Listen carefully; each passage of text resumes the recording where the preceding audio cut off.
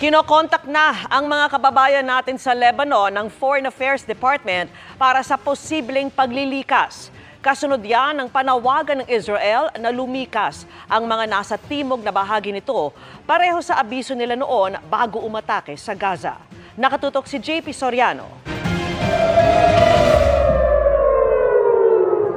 Alingaw-ngaw ng sirena na sinundan ng pagsabog. Go! Ang nasaksihan ng paulanan ng Iran ang Israel. Nang mahigit 180 ballistic missiles itong Martes. Oh my God! Kabilang sa mga nagkubli sa mga bomb shelter o mamad, ang mga kababayan nating nagtatrabaho roon. Sarado nyo!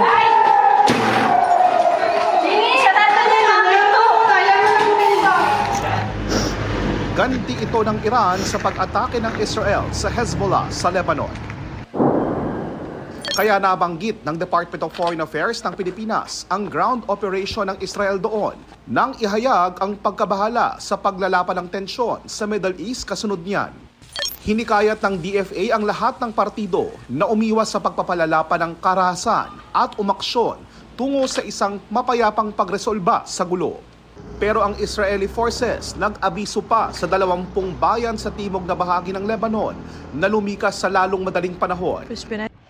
Pareho yan sa abiso nila sa Gaza noon bago ito lusubi sa kasagsagan ng Israel-Hamas war. We already have plans in place in various countries that might be affected, including Lebanon. The DMW have already are working very hard to institute their plan and trying to get arrangements ready for the Filipinos in the area in case they have to evacuate or be repatriated.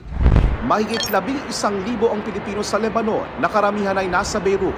Nasa southern Lebanon ang sentro ng bakbakan, kaya kinontak na ang mga Pilipino roon para maiuwi.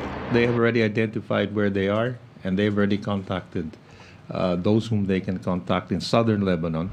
Para sa GMA Integrated News, JP Soriano, nakatutok 24 oras.